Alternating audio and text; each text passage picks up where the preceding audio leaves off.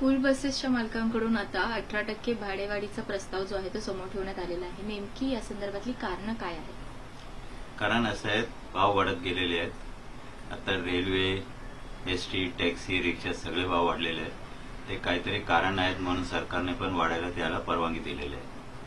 आमच्या विषयामध्ये असं आहे, प्रत्येक वर्ष प्रत्येक 3-4 महिन्यात नवीन नवीन नियम काढत आहेत आणि ते नियम पालन करायचे. नुसतं सुरक्षेच्या नावावर ते नियम काढतो आणि प्रत्येक नियम जे काढतात त्याच्यामध्ये पैसे लागतात आणि त्याचे रिन्युअल पण पैसे लागतात.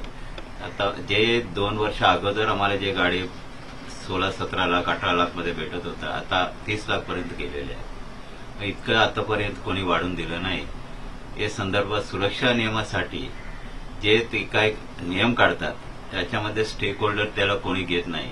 असं ते नवीन नवीन नियम त्याच्यामध्ये मोनोपोलायझेशन आहे ते घेतो आणि ते पालन करायचे. सगळ्यामध्ये कॉस्टिंग होतं.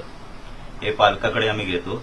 म्हणून आता आम्ही आमच्या असोसिएशनच्या जेव्हा मीटिंग घेतले त्यावेळी ठरवलेलं आहे 18% तर कमीच वाढायला पाहिजे आणि पुढच्या अकॅडमिक इयर पासून. दुसरं असं आहे, गैरकानूनी जी गाडी आहे जे अनऑथराइज इलिगल म्हणून म्हणतात त्याच्यावर कंप्लेंट केल्यानंतर पण अधिकारी जे काय त्याच्यावर ऍक्शन घेत नाही. मग एक सगळं भेटून आमच्या धंदा जे ऑफिशियल लिगल जी गाडी आहे त्याला जे त्रास होतं, धंदा जास्त भेटत नाही.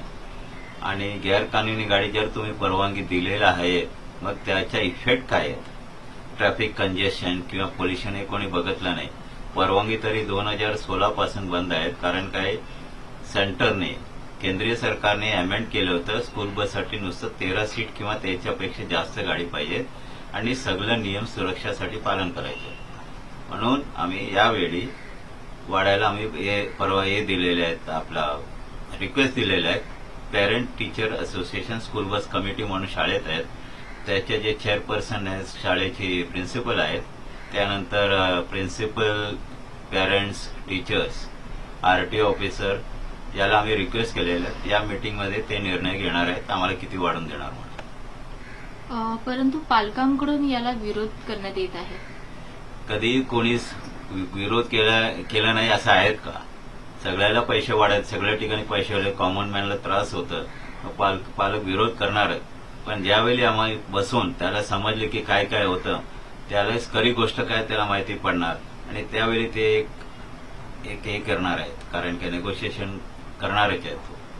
मग असंच तुम्ही पालकांसोबत बसून त्यांना कधीपर्यंत समजवणार आहात की कशामुळे गोष्टी वाढत आहेत, कशामुळे भाडेवाढ होत आहे? ते शाळे निर्णय घेणार आहेत.